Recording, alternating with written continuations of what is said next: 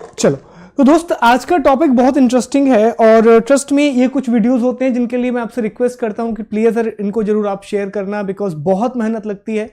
Trust में इस video में मैंने 4 से 5 घंटे की मेहनत की है, जो आपको दिखेगी इस पूरी की पूरी स्लाइड में। ये वीडियो, इसके बाद एक सिलेबस वाला वीडियो, फिर जनगणना वाला video. So I am doing really hard work for them. So this is my humble request कि प्लीज़ आप वीडियो को लाइक जरूर करना और शेयर जरूर करना वीडियो को। ओके, तो आज का हमारा टॉपिक रहेगा यूनेस्को वर्ल्ड हेरिटेज साइट, और आज हम बात करेंगे यूनेस्को के विश्व विरासत स्थलों के बारे में। हम सभी जानते हैं कि भारत में 38 स्थलों को विश्व विरासत सूची का हिस्सा दर्जा दिया गया है यूनेस्को की।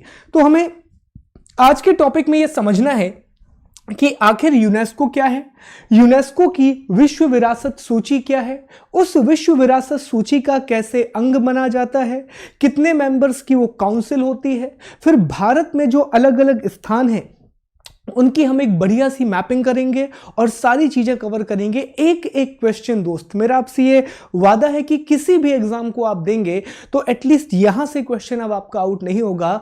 आई हैव ट्राइड, मैंने कोशिश की है कि सारी चीजों को हम कवर कर लें, और उसके अलावा कुछ रह जाएगा तो आप लोग बहुत अच्छे हैं, आप लोग खुद कॉपरेट करके बता देंगे कि सर ये पॉइंट और उसमें हम ऐड कर सकते हैं, तो वो हम कॉमेंट में ऐड कर देंगे। ओके, आई विश आप सभी लोगों ने अनअकैडमी का लर्निंग ऐप डाउनलोड किया होगा। वहां पर मेरा एक कोर्स ऑलरेडी खत्म हो चुका है। आने वाले समय में बहुत अच्छे मेंस के कोर्सेज लेकर के आने वाला हूं, और अगर आपको मेरी मेहनत पसंद आ रही है तो प्लीज वहां पर जाएं, उसको डाउनलोड करें, और वहां भी बहुत अच्छा एक्सपीरियंस आपका रहेगा, ये मेरा आपसे प्रॉमिस है। आप कोई भी कोर्स ले सकते हैं एमपीपीएससी, और खासतौर पर याद रखें कि आप एमपीपीएससी सिलेक्ट करें। एमपीएससी जो है ये महाराष्ट्र पीएससी है दोस्त, बहुत से लोग ये गलती कर रहे हैं, तो प्लीज मेरा आपसे रिक्वेस्ट है कि महाराष्ट्र पीएससी नहीं, एमपीपीएससी एंड व्यापम आपको गोल सिलेक्ट करना है, और आप यूपीएससी का गोल भी सिलेक्ट कर सकते हैं।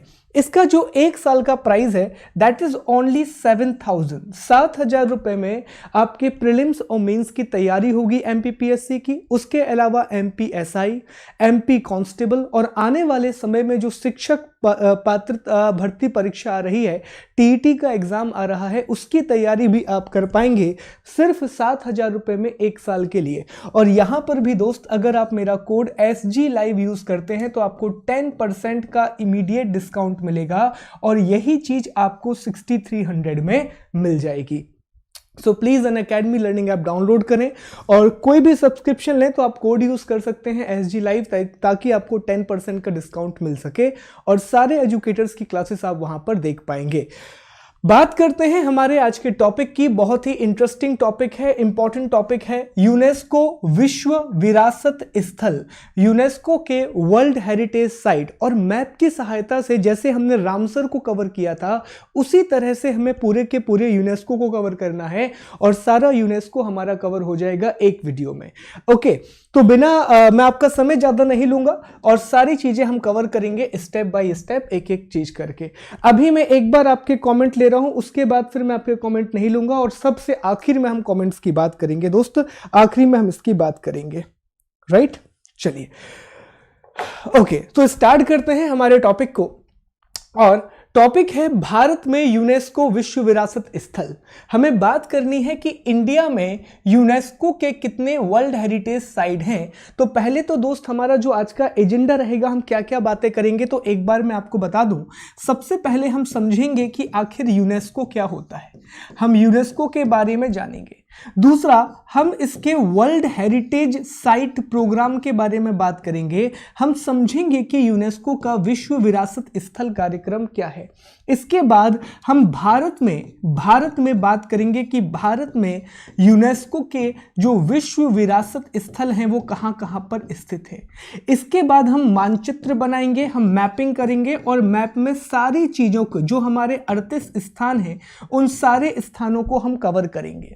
उसके बाद जो 8 प्रमुख, जहां से प्रश्न बार बार आए हैं, तो जो 8 प्रमुख यूनेस्को साइट हैं जहां से प्रश्न आए हैं, बाकी तो प्रमुख पूरी ही हैं, लेकिन 8 बहुत ज्यादा इंपॉर्टेंट हैं जहां से क्वेश्चंस बहुत ज्यादा आए हैं, हम उनको कवर करेंगे दोस्त। ओके, देन हम प्रक्रिया देखेंगे कि आखिर प्रक्रिया क्या है, और आखिरी में हम इसके 10 मापदंड देखेंगे, 10 पैरामीटर देखेंगे, और इस तरह से हमारा कंप्लीट कवरेज हो हो जाएगा हर एक एग्जाम के लिए, चाहे वो एमपीपीएससी हो, कोई भी एग्जाम आप देंगे तो यूनेस्को का एक कंप्लीट कवरेज आपको यहां मिल जाएगा वर्ल्ड हेरिटेज साइट में। तो चलिए पहले पॉइंट से डिस्कस करते हैं कि आखिरकार यूनेस्को है क्या। आखिरकार यूनेस्को क्या है, तो यूनेस्को के कार्यक्रम को जानने से पहले यूनेस्को की बात करते हैं। तो दोस्त, यूनेस्को जो है इसका फुल फॉर्म है United Nations Educational Scientific and Cultural Organization. Full form क्या है? United Nation Educational Scientific and Cultural Organization, संयुक्त राष्ट्र शैक्षणिक, वैज्ञानिक और सांस्कृतिक संगठन। आगे बढ़ने से पहले मैं थैंक्स कर दूं जिसकी वजह से मुझे ये मैटर मिल पाया है, तो मैं थैंक्स करना चाहूंगा। एक तो मिनिस्ट्री ऑफ एनवायरनमेंट को, हमारी जो मिनिस्ट्री ऑफ एनवायरनमेंट है, दूसरा विकिपीडिया, तीसरा holiday.com करके एक वेबसाइट है, उसके अलावा I would like to thanks UNESCO की वेबसाइट। ये मेरे सोर्सेज रहे हैं, तो थैंक यू इन सोर्सेस का जिन्होंने इतनी अच्छी इंफॉर्मेशन प्रोवाइड कराई। तो यूनेस्को संयुक्त राष्ट्र शैक्षिक, वैज्ञानिक एवं सांस्कृतिक संगठन, United Nations Educational Scientific and cultural organisations, ये इसका फुल फॉर्म हो गया। दूसरी बात याद रखेंगे दोस्त कि इसका मुख्यालय कहां पर है, तो इसका मुख्यालय पेरिस, फ्रांस में है। कहां पर है मुख्यालय? पेरिस, फ्रांस में है। यूनेस्को जो कि यूएन की एक संस्था है, इसका मुख्यालय पेरिस के फ्रांस में है, जिसकी स्थापना नवंबर 1945 में हुई थी। नवंबर 1945 में यूनेस्को का गठन किया गया था और इसका जो कार्य है वो शिक्षा, प्रकृति, समाज विज्ञान, संस्कृति और संचार के माध्यम से अंतरराष्ट्रीय शांति को बढ़ावा देना है। इन शॉर्ट दोस्त, इन शॉर्ट हमें बात याद रखनी है कि इसका जो ऑब्जेक्टिव है, जो इसका उद्देश्य है, वो इंटरनेशनल पीस को बढ़ावा देने से है, वो अंतरराष्ट्रीय शांति को बढ़ावा देने से है। तो ये क्या करता है? तो ये शिक्षा के माध्यम से, जो संस्कृति होती है, कल्चर के माध्यम से, सभ्यता, एक पूरी सिविलाइजेशंस, तो हर प्रकार से शिक्षा के माध्यम से, संस्कृति के माध्यम से ये पूरी दुनिया में शांति स्थापित करने का प्रयास करता है, पीस को एस्टेब्लिश करने का प्रयास करता है। और अगर हम ऑब्जेक्टिव की बात करें, उद्देश्य की बात करें, तो इसका उद्देश्य शिक्षा एवं संस्कृति के अंतरराष्ट्रीय सहयोग से शांति एवं सुरक्षा की स्थापना करना है, ताकि संयुक्त राष्ट्र के चार्टर में वर्णित न्याय, कानून का राज, मानव अधिकार एवं मौलिक स्वतंत्रता हेतु वैश्विक सहमति बन सके। तो दोस्त, अगर एक लाइन में आपसे पूछा जाए कि आखिरकार यूनेस्को का ऑब्जेक्टिव क्या है, तो आप एक लाइन में आंसर करेंगे कि शिक्षा और संस्कृति के माध्यम से, एजुकेशन और कल्चर के माध्यम से, अंतरराष्ट्रीय शांति स्थापित करना, इंटरनेशनल पीस को एस्टैब्लिश करना। तो कितनी बातें देखी हमने। पहला पॉइंट, यूनेस्को का फुल फॉर्म क्या है? United Nation Educational Scientific and Cultural Organization. ये हमारा यूनेस्को का फुल फॉर्म हो गया। ई से आ जाएगा दोस्त एजुकेशनल, एस से आ जाएगा साइंटिफिक, सी से आ जाएगा कल्चरल और ओ से आ जाएगा ऑर्गेनाइजेशन। देखो यूएनओ, ये तो आपको पता ही है, यूनाइटेड नेशन ऑर्गेनाइजेशन, ये हम बोलते भी हैं यूएनओ। बस ESC का फुल फॉर्म याद रखना, एजुकेशनल से, ई से एजुकेशनल, एस से साइंटिफिक और सी से कल्चरल। तो Educational Scientific and Cultural Organization मुख्यालय कहां पर है? दूसरा प्रश्न आपसे पूछेगा तो आप आंसर करेंगे इसका मुख्यालय पेरिस में है। तीसरा प्रश्न आपसे पूछेगा इसका गठन कब किया गया, तो इसका गठन किया गया नवंबर 1945 में। चौथा प्रश्न अगर आपसे पूछता है कि इसका उद्देश्य क्या है, तो आप आंसर करेंगे कि शिक्षा और संस्कृति के माध्यम से अंतरराष्ट्रीय शांति को स्थापित करना, एजुकेशन और कल्चर के via education and culture establish the international peace. आप ये आंसर करेंगे। अगला पॉइंट, इसके हेड कौन है वर्तमान में? तो इसके वर्तमान में जो हेड है वो ऑड्रे एजोले है, जो फ्रांस से आती हैं। जो कहां से आती हैं? फ्रांस से आती हैं। एंड ऑड्रे एजोले, थोड़ा सा प्रोनाउंसिएशन नहीं आ रहा है, तो ऑड्रे एजोले इसके अभी अध्यक्ष हैं। और चर्चा, न्यूज क्या है? तो न्यूज इसके बारे में यह है दोस्त, एक सेकेंड, ठीक है। न्यूज आप याद रखना, यूनेस्को की न्यूज जो है वो ये है कि हाल ही में जो अमेरिका है, यूएसए और अमेरिका और इजराइल ने यूनेस्को को छोड़ा है। अमेरिका और इजराइल ने क्या किया है, यूनेस्को को छोड़ दिया है। तो ये इसके बारे में हालिया खबर है। तो इतने पॉइंट हमें याद रखना है यूनेस्को के बारे में, और ये कुछ प्रमुख जानकारी हो गई, और ये तो बेसिक जानकारी यूनेस्को की हो गई। और हमें ये भी पता पड़ गया कि अभी की खबर क्या है, करंट अफेयर्स ये है कि अमेरिका और इजराइल ने क्या किया है, यूनेस्को को छोड़ा है। ये इसका करंट अफेयर्स हो गया।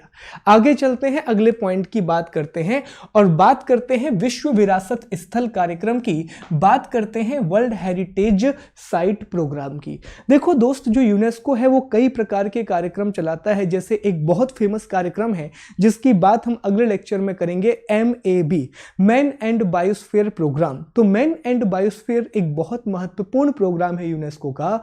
उसी तरह यूनेस्को का एक बहुत महत्वपूर्ण प्रोग्राम है विश्व विरासत स्थल, वर्ल्ड हेरिटेज साइट। तो जानते हैं इस प्रोग्राम के बारे में कि यह प्रोग्राम क्या है।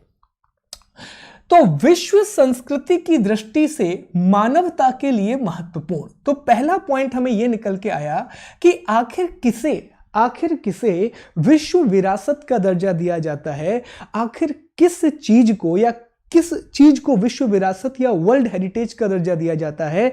तो आप आंसर करेंगे विश्व संस्कृति की दृष्टि से मानवता के लिए महत्वपूर्ण, विश्व संस्कृति की दृष्टि से मानवता के लिए महत्वपूर्ण। अब दोस्त याद रखना, ये जो पॉइंट है इसमें 4-5 बातें क्लियर है। देखो, किसी भी जगह को ये दर्जा दिया जा सकता है, किसी भी स्थान को वर्ल्ड हेरिटेज साइट का दर्जा दिया जा सकता है, किसी राष्ट्रीय उद्यान, नेशनल पार्क इत्यादि को, राष्ट्रीय उद्यान, नेशनल पार्क वगैरह को दर्जा दिया जा सकता है, पूरे के पूरे एक शहर को दर्जा दिया जा सकता है। उसके अलावा किसी अन्य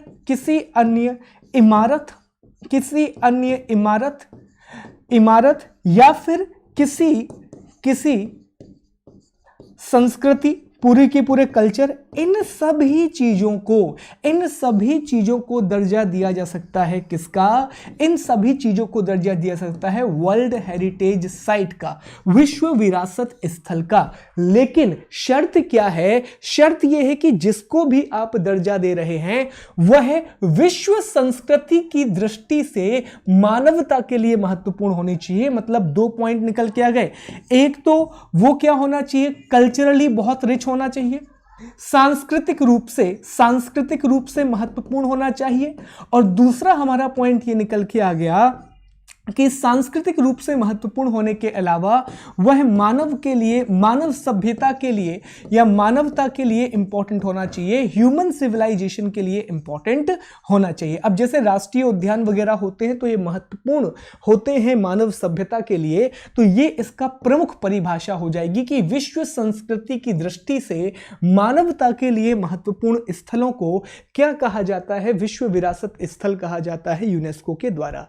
अगर आप बात करें तो 2019 तक जब मैंने ये डेटा लिया तो 1121 विश्व विरासत स्थलों को जगह दी जा चुकी है। मतलब पूरी दुनिया में अगर आपसे पूछा जाए कितने वर्ल्ड हेरिटेज साइट हैं तो आप आंसर करेंगे 1121 वर्ल्ड हेरिटेज साइट पूरी की पूरी दुनिया में है। और हम सभी जानते हैं कि भारत में कितने हैं, तो भारत में 38 है, 38 है। उसके अलावा इनका चयन कैसे होता है? सवाल ये आता है कि इनका चयन कैसे होता है। तो विश्व विरासत स्थल समिति चयन कौन करती है? विश्व विरासत स्थल समिति द्वारा चयनित होते हैं यूनेस्को की वर्ल्ड हेरिटेज कन्वेंशन के तहत जो आती है। और इसमें 21 सदस्य होते हैं जिनका चुनाव जनरल असेंबली के द्वारा किया जाता है। तो अब देखो पॉइंट क्या निकल के आया। तो देखो प्रोसेस क्या है समझना। प्रक्रिया यह है दोस्त प्रक्रिया ये है, सामान्य प्रक्रिया बता रहा हूं, फिर विस्तार में चर्चा करेंगे कि जैसे मान लीजिए भारत एक देश हो गया, भारत एक देश हो गया, तो भारत सबसे पहले क्या करेगा कि जैसे मान लीजिए भारत है, तो भारत में आप जानते हैं मध्य प्रदेश की एक साइट है ओरछा, तो ओरछा को नॉमिनेट किया गया है यूनेस्को वर्ल्ड हेरिटेज साइट के लिए। तो भारत ने क्या किया, एक साइट का चुनाव किया। भारत ने कहा कि सर ये हमारा ओरछा करके जगह है, ये हमारी ओरछा करके जगह है, ओरछा, और हम चाहते हैं कि इसे यूनेस्को वर्ल्ड हेरिटेज साइट में शामिल किया जाए। तो सबसे पहले सरकार इसको रिकॉग्नाइज करेगी। इसके बाद रिकॉग्नाइज करने के बाद बीच में एक दो कमेटी और होती हैं, वर्ल्ड मॉन्यूमेंट करके कमेटी होती है, उसके पास ये सिफारिशें जाएंगी। फिर ये सिफारिशें जाएंगी किसके पास, यूनेस्को की। बहुत ध्यान से समझना, ये सिफारिशें किसके पास जाएंगी, यूनेस्को की वर्ल्ड हेरिटेज कमेटी के पास। किसके पास जाएंगी, यूनेस्को की वर्ल्ड हेरिटेज कमेटी के पास सिफारिशें जाएंगी। यूनेस्को की विश्व विरासत स्थल समिति के पास ये सिफारिशें जाएंगी। तो पहले देश ने एक स्थान को नॉमिनेट किया, ये नॉमिनेशन किसके पास गया, यूनेस्को की वर्ल्ड हेरिटेज कमेटी के पास ये आपका नॉमिनेशन इसके पास गया। अब ये वर्ल्ड हेरिटेज कमेटी कैसे बनती है तो समझना दोस्त, ये जो वर्ल्ड हेरिटेज कमेटी है इसमें 21 लोग होते हैं। इसमें कितने सदस्य होते हैं, इसमें 21 मेंबर्स होते हैं, और ये 21 जो मेंबर्स हैं वो 4 साल के लिए चुने जाते हैं। ये 4 साल के लिए क्या होते हैं, ये 4 साल के लिए इनका चुनाव होता है, और इनका जो चुनाव है वो होता है यूनाइटेड नेशन जनरल असेंबली से। तो यूनाइटेड नेशन की जो महासभा है वो 4 सालों के लिए 21 सदस्यों का चुनाव करती है, जो कि यूनेस्को की वर्ल्ड हेरिटेज कमेटी के मेंबर होते हैं। जो किसका चुनाव करती है, जो निर्धारित करती है यूनेस्को के विश्व विरासत स्थल, जो डिसाइड करती है यूनेस्को के वर्ल्ड हेरिटेज साइट। अब अगर इतना सब कुछ कार्यक्रम किया जा रहा है तो इस पूरे कार्यक्रम के लिए आपको एक कानूनी ढांचा चाहिए, आपको एक लीगल फ्रेमवर्क चाहिए। तो ये जो सारा कार्यक्रम है ना दोस्त, ये पूरा का पूरा कार्यक्रम किया जाता है यूनेस्को वर्ल्ड हेरिटेज कन्वेंशन 1971 के द्वारा, यूनेस्को विश्व विरासत सम्मेलन 1971 के द्वारा, जो एक प्रकार की संधि या एक प्रकार का समझौता आप इसे कह सकते हैं। तो अगर आपसे पूछा जाए, अब देखो सवाल क्या आया हुआ था, तो वही सवाल मैं आपके सामने रिपीट कर रहा हूं।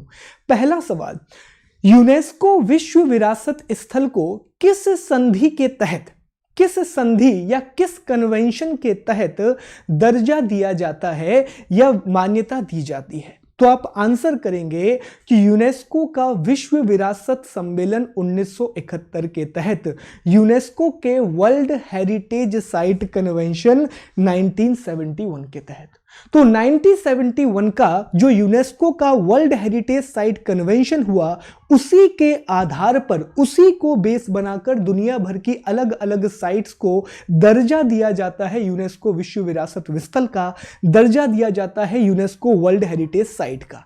फिर दूसरा सवाल पूछेगा कि विश्व विरासत स्थलों का चयन कौन करता है, who decides that which place is to be the world heritage site of UNESCO. तो आंसर करेंगे यूनेस्को की विश्व विरासत स्थल समिति, आंसर करेंगे यूनेस्को की वर्ल्ड हेरिटेज साइट कमिटी। ये डिसाइड करती है कि किस स्थल को यूनेस्को विश्व विरासत का दर्जा दिया जाना है और किस स्थल को यह दर्जा नहीं दिया जाना है। फिर अगला सवाल कि यूनेस्को की वर्ल्ड हेरिटेज साइट जो कमिटी है उसमें कितने लोग होते हैं, तो आंसर करेंगे उसमें 21 लोग होते हैं, जो 4 सालों के लिए चुने जाते हैं, और इनका चुनाव यूनाइटेड नेशन जनरल असेंबली के द्वारा किया जाता है। तो ये पॉइंट बस आपको याद रखना है, और यही मिलकर के निर्धारित करते हैं कि आखिर कौन सा स्थल विश्व विरासत स्थल होगा या कौन सा स्थल विश्व विरासत स्थल नहीं होगा, ये मिलकर के डिसाइड करते हैं। चलिए अगले पॉइंट पर चलते हैं। आई विश आपको ये पॉइंट क्लियर होगा। अगला पॉइंट, अब ये चूंकि कन्वेंशन है तो इसके सम्मेलन होते हैं, ये विश्व विरासत स्थल समिति है, इसके अलग अलग सम्मेलन होते हैं, इसके अलग अलग कन्वेंशन होते हैं। और ऐसा पहला सम्मेलन 1977 में पेरिस में हुआ था। तो ये पूछ सकते हैं कि पहला सम्मेलन कहां पर हुआ, तो पेरिस में हुआ 1977 में। जो 43वां कन्वेंशन है जिसमें जयपुर को दर्जा दिया गया विश्व विरासत समिति का, 43वां सम्मेलन ये हुआ था अजरबैजान में। कहां पर, अजरबैजान में हुआ था 2019 में।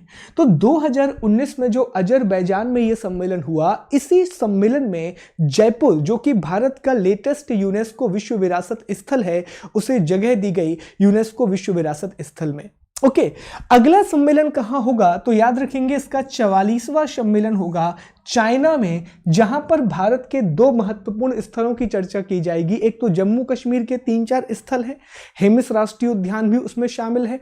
उसके अलावा मांडू मध्य प्रदेश से 2 स्थलों की चर्चा की जाएगी। 2 स्थलों के नाम रिकमेंडेड है, एक मांडू का नाम रिकमेंडेड है और दूसरा जो नाम है वो ओरछा का नाम रिकमेंडेड है। उसके बारे में भी हम बात करेंगे। उनको tentative UNESCO world heritage site कहा जाता है, जिसके बारे में हम बाद में चर्चा करेंगे। तो अभी आपको यह पॉइंट याद रखना है, पहला कन्वेंशन पेरिस में हुआ 1977 में, 43वां कन्वेंशन 2019 में अजरबैजान में हुआ और अगला जो 44वां सम्मेलन होगा वो 2020 में चाइना में होगा।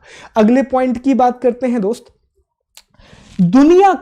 दुनिया का प्रथम विश्व विरासत स्थल कौन सा है, दुनिया का फर्स्ट वर्ल्ड हेरिटेज साइट कौन सा है। यह सवाल आया हुआ है एक बार कि दुनिया का पहला वर्ल्ड हेरिटेज साइट कौन सा है, विश्व का पहला वर्ल्ड हेरिटेज साइट कौन सा है। तो आंसर याद रखेंगे, L'Anse aux Meadows national historical park in Canada. तो कनाडा का आप इतना भी याद रखेंगे, मिडो नेशनल हिस्टोरिकल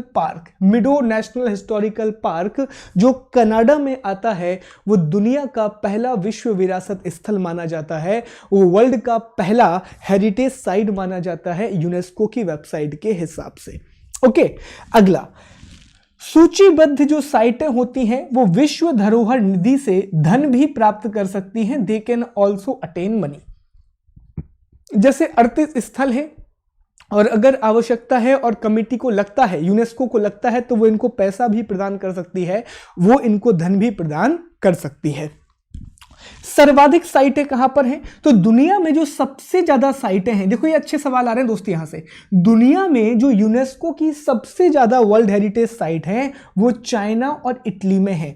चाइना में भी 55 साइट्स हैं और इटली में भी 55 साइट्स हैं। तो 55 दोनों जगह पर हैं, चाइना और इटली में। उसके बाद नंबर आता है स्पेन का, जहां पर 48 साइटें हैं और 5वें नंबर पर नाम आता है इंडिया का, जहां पर 38 साइटें हैं। तो ये पॉइंट भी आपको याद रखना है कि अगर आपसे पूछा जाए कि दुनिया में सबसे ज्यादा यूनेस्को के वर्ल्ड हेरिटेज साइट कहां पर हैं, तो आप आंसर करेंगे चाइना एंड इटली दोनों ही जगह पर 55 साइट हैं। तो दोनों के बीच में अभी टाई चल रहा है, अगले जो कन्वेंशन होगा उसमें नंबर ऊपर नीचे हो सकता है। और भारत का रैंक कौन सा है, तो आंसर करेंगे 5वां रैंक है। और भारत में कितनी साइट्स हैं, तो भारत में टोटल 38 साइट है, टोटल 38 साइट्स हैं इंडिया में। क्लियर, तो ये पॉइंट आपको याद रखना है। और the international day for monuments of world heritage day कब मनाया जाता है, तो 18 अप्रैल को मनाया जाता है। तो ये भी एक एडिशनल इंफॉर्मेशन दोस्त आप याद रखेंगे कि प्रतिवर्ष 18 अप्रैल को क्या मनाया जाता है, विश्व विरासत स्थल दिवस मनाया जाता है। वर्ल्ड हेरिटेज साइट डे मनाया जाता है प्रतिवर्ष 18 अप्रैल को। प्रतिवर्ष कब मनाया जाता है, 18 अप्रैल को ये मनाया जाता है। तो ये कुछ बेसिक इंफॉर्मेशन है जिससे आपका पहले एक बार कंसेप्ट क्लियर हो जाए कि आखिर ये साइट्स क्या होती हैं, फिर हम जाकर के पूरा एक मैप बना लेंगे और सारी की सारी साइट्स हम मैप में कंप्लीट कर लेंगे। चलिए भारत की बात कर लेते हैं दोस्त कि विश्व विरासत स्थल में भारत, तो देखो पूरी दुनिया में कितने हैं, तो अभी हमने बात की कि पूरी दुनिया में 1121 साइट है। ये पूरी दुनिया में है, पूरी की पूरी दुनिया में 2019 का जो रिसेंट डेटा है उसके हिसाब से 1121 साइट है। इन 1121 साइट में से भारत में कितनी है, तो भारत में याद रखेंगे 38 है। भारत में कितनी है, 38 है, 38 है। और ये जो 38 साइटें हैं इनको 3 भागों में बांटा गया है, इन्हें 3 पार्ट में डिवाइड किया गया है। सबसे पहले इन्हें बांटा गया है सांस्कृतिक साइटों में, कल्चरल साइट में। किसमें बांटा गया है?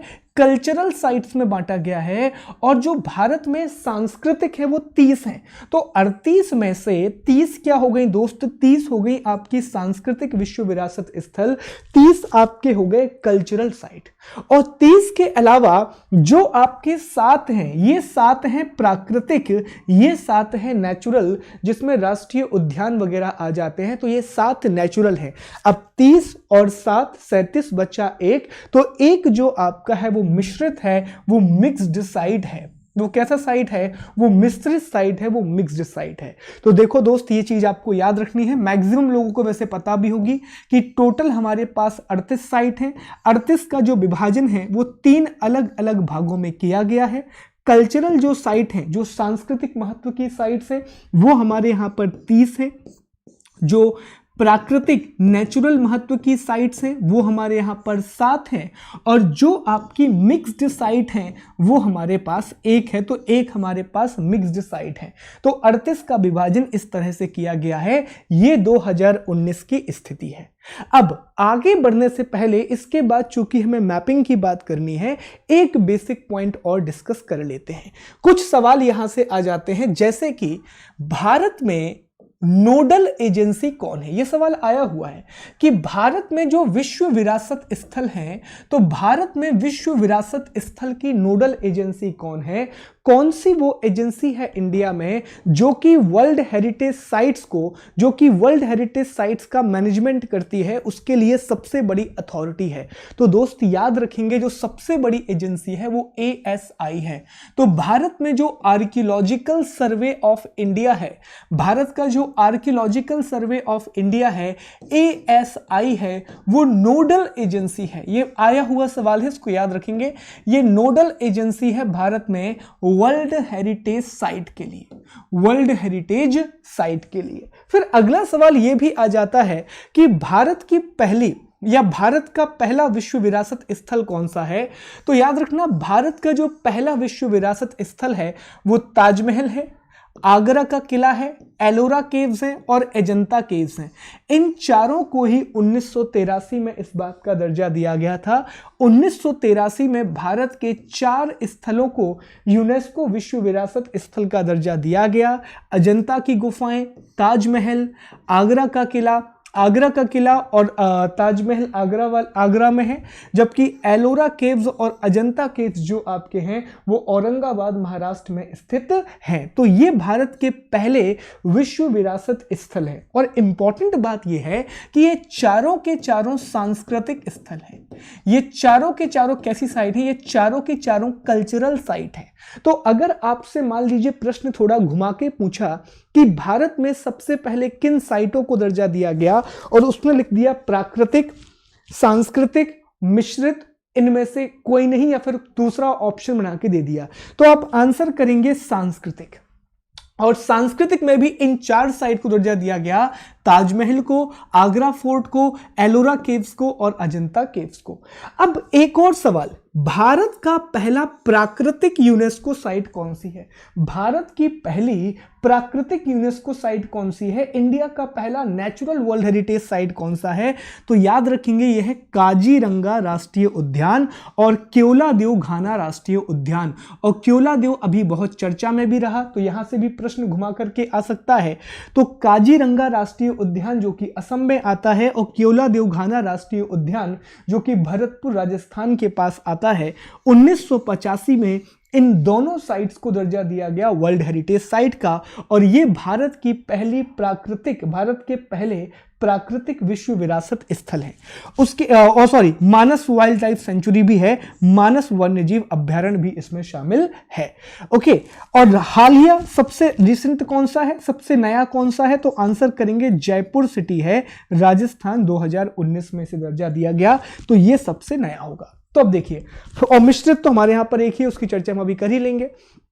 चलिए अब सवाल आएंगे दोस्त कि भारत में सबसे पहले किसे विश्व विरासत स्थल का दर्जा दिया गया? तो आप आंसर करेंगे 1983 में भारत की 4 साइटों को विश्व विरासत सूची में शामिल किया गया, वर्ल्ड हेरिटेज साइट्स में शामिल किया गया।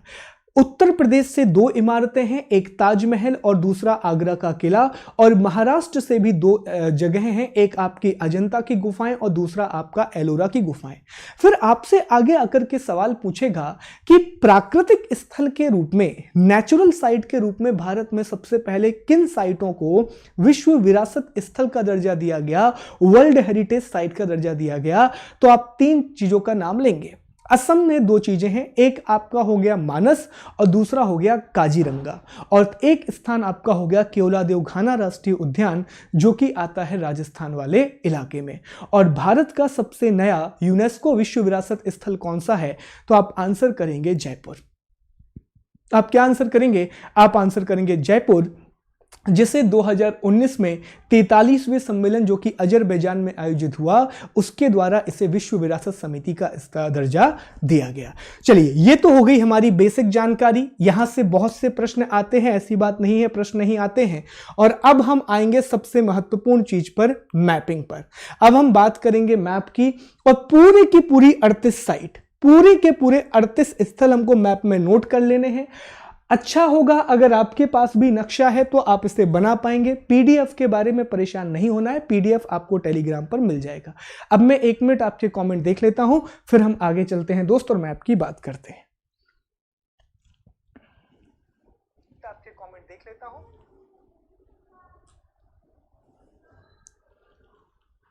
ओके, कोई डाउट? दमोह में हूं, दमोह में जी, मैं दमोह में हूं।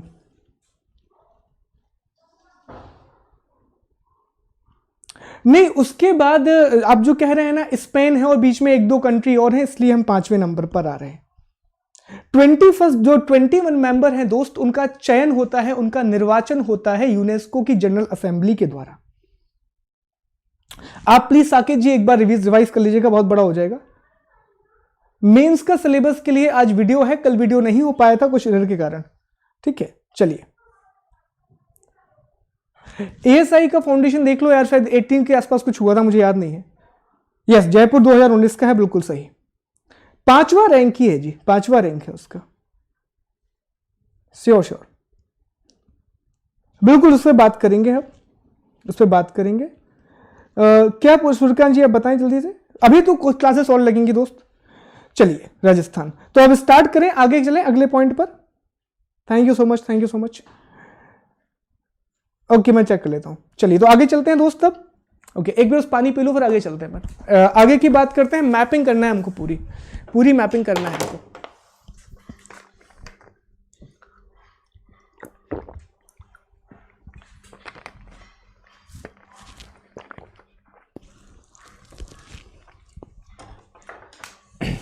चलिए, अब देखो, सारे लोग यहां पर फोकस हो जाएंगे, कोई भी अभी आप लोग कमेंट ना करेंगे, सारे लोग यहां पर देखेंगे और हमारे महान और हमारे प्यारा भारत देश का नक्शा आपके सामने है। और ये बिल्कुल नया नक्शा है जो सर्वे ऑफ इंडिया से निकाला गया है, तो आप इस पर ट्रस्ट कर सकते हैं। आप देख सकते हैं लद्दाख का भी इसमें डिवीजन हो गया है, और अब पीओके वाला जो हिस्सा है उसका बहुत बड़ा पार्ट लद्दाख में ही आएगा।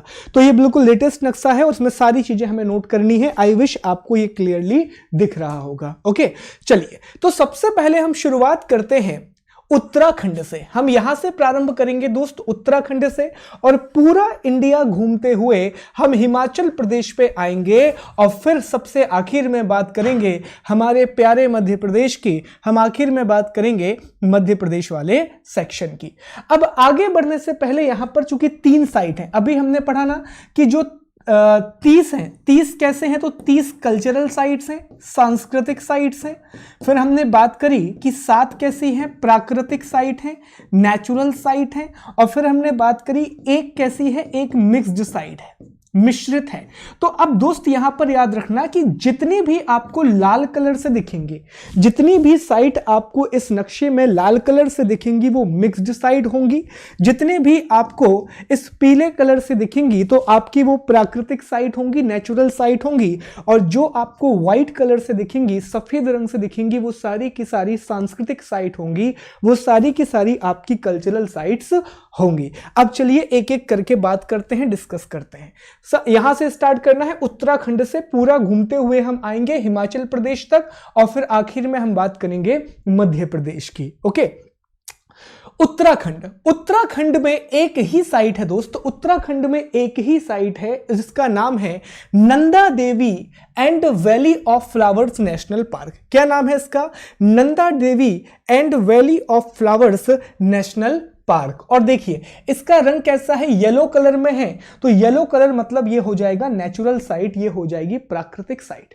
और आपको क्या करना है, आपको 30 कल्चरल याद रखना है, आपको बस 7 प्राकृतिक साइट याद रख लेना है और एक मिक्स्ड, बाकी जो 30 बचेंगी वो तो अपने आप किस में आ जाएंगी, कल्चरल में आ जाएंगी। तो पहला हमारा दोस्त हो गया उत्तराखंड से Nanda Devi and valley of flowers national park. Nanda Devi और फूलों की घाटी राष्ट्रीय उद्यान, इनको अलग अलग करके मत पढ़ना, ये एक ही साइट है। क्लियर? तो उत्तराखंड से हमारी पहली साइट कौन सी हो गई, नंदा देवी और फूलों की घाटी राष्ट्रीय उद्यान। और चूंकि इसमें राष्ट्रीय उद्यान शब्द का प्रयोग किया गया है तो चांसेस यही होते हैं कि ये प्राकृतिक साइट होगी। अब उत्तराखंड के बाद हम बात करते हैं उत्तर प्रदेश की, और हम आए हैं यूपी, बिहार लूटने की बात करते हैं दोस्त। और यूपी में बहुत ज्यादा साइट्स हैं और कल्चरली बहुत रिच है यूपी।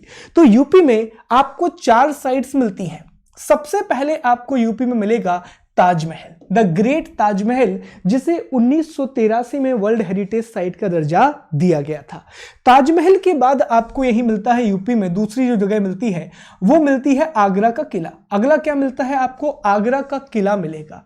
आगरा के किले के बाद जो तीसरी साइट आपको चौथी साइट मिलेगी वो फतेहपुर सीकरी मिलेगी। कौन सी मिलेगी, फतेहपुर सीकरी मिलेगी। तो ये माफ करें 3 साइट्स आपको कहां मिलेंगी, ये 3 साइट्स आपको मिलेंगी उत्तर प्रदेश में। तो कितनी हो गई टोटल हो गए 4। टोटल कितने हो गए 4। उत्तराखंड से कौन सा आया, अभी याद हो जाएंगे, बस मैप में चलते चलना। उत्तराखंड से पहला एक ही साइट निकल के आएगा, नंदा देवी और फूलों की घाटी राष्ट्रीय उद्यान। उत्तर प्रदेश से 3 साइट निकल करके आएंगे, एक ताजमहल, दूसरा आगरा का किला, और इन दोनों को 1983 में दर्जा दिया गया, और तीसरा निकल करके आएगा फतेहपुर सीकरी। आगे चलते हैं, उत्तर प्रदेश के बाद हम पहुंचेंगे दोस्त बिहार। हम कहां पर आएंगे, उत्तराखंड हमने कर लिया, हम उत्तर प्रदेश से अब पहुंच चुके हैं बिहार। तो बिहार से आपको एक साइट मिलती है बोधगया। बिहार से क्या मिलती है आपको, एक साइट मिलती है बोधगया। बिहार से एक साइट निकल करके आएगी बोधगया। बोधगया के अलावा आपको यहां पर मिलता है जो हालिया दर्जा दिया गया, आई थिंक 16 के आसपास की बात है, एक बार में चेक कर लेंगे, नालंदा महाविहार, नालंदा यूनिवर्सिटी। तो नालंदा यूनिवर्सिटी जो कि नालंदा जिले में आती है बिहार के, तो इसको भी दर्जा दिया गया है। तो बिहार से कितनी साइट हो गई, बिहार से हो गई 2। ओके, उत्तराखंड से 1 साइट, यूपी से 3 साइट और बिहार से 2 साइट। टोटल कितनी हो गई, टोटल हो गई भैया 6। क्लियर? तो बोधगया और नालंदा कहां से आएंगे भैया, बिहार से आएंगी। इसके बाद हम बिहार के बाद पश्चिम बंगाल बाद में चलेंगे। पश्चिम बंगाल से निकलते हुए हम पहुंच जाते हैं सिक्किम, और सिक्किम में एक महत्वपूर्ण साइट है, बहुत ही महत्वपूर्ण साइट है, और जिसका नाम है कंचनजंगा राष्ट्रीय उद्यान। नाम क्या है इसका, कंचनजंगा राष्ट्रीय उद्यान। और इसका रंग देखें आप, ये लाल कलर में है, रेड कलर में है, तो ये कैसी साइट हो जाएगी, ये भारत की इकलौती मिक्स्ड साइट है। ये भारत का एकमात्र मिश्रित यूनेस्को विश्व विरासत स्थल है। ये भारत की इकलौती मिक्स्ड वर्ल्ड हेरिटेज साइट है, कंचनजंगा राष्ट्रीय उद्यान, और इसे शामिल किया गया था 2016 में, और ये एक मिक्स्ड साइट है। ये पॉइंट आपको खास तौर पर याद रखना है। तो कितनी साइट हो गई, 7 साइटें हो चुकी हैं। मेरे साथ एक बार रिवाइज कर लेंगे दोस्तों तो आपको चीजें याद हो जाएंगी। बस 31 और बची हैं, वो भी याद हो जाएंगी। नंदा देवी और फूलों की घाटी राष्ट्रीय उद्यान जो कि उत्तराखंड में आता है, ताजमहल, फतेहपुर सीकरी और आगरा का किला जो कि यूपी में आता है। बिहार में आपको 2 साइट मिलेंगी, एक बोधगया साइट मिलेगी और नालंदा महाविहार मिलेगी। और फिर आप पश्चिम बंगाल को स्किप करते हुए सिक्किम पहुंचे और सिक्किम में आपको मिली भारत की एक महत्वपूर्ण साइट, इकलौता मिश्रित यूनेस्को विश्व विरासत स्थल जिसका नाम है कंचनजंगा राष्ट्रीय उद्यान, कंचनजंगा नेशनल पार्क। चलिए आगे चलते हैं। सिक्किम के बाद हम पहुंचेंगे दोस्त असम। हम कहां पर आ गए? हम असम वाले इलाके में आएंगे और असम वाले इलाके में आपको महत्वपूर्ण एक साइट मिलेगी, मानस वन्य जीव अभ्यारण्य, मानस वाइल्ड लाइफ सेंचुरी, जिसे 1985 में दर्जा दिया गया था। मानस के अलावा आपको यहां मिलेगा काजीरंगा राष्ट्रीय उद्यान, इसे भी 1985 में विश्व विरासत स्थल का दर्जा दिया गया था। और इसके बाद फिर अगले इलाके में आ जाएंगे तो ये 2 महत्वपूर्ण मिलेंगे आपको यहां पर, मानस वन्य जीव अभ्यारण्य और काजीरंगा राष्ट्रीय उद्यान। ये दोनों आपको कहां मिलेंगे? असम वाले इलाके में मिलेंगे। तो ये हो गए भैया हमारे पूरे के पूरे, कहें तो प्रमुखतः हमारे उत्तर भारत के और उत्तर पूर्वी भारत के साइड। पूरा का पूरा जो नॉर्थ ईस्ट है वहां पर जो आपको साइट मिलती है वो सिर्फ असम में मिलती है और एक आपको सिक्किम में मिलती है।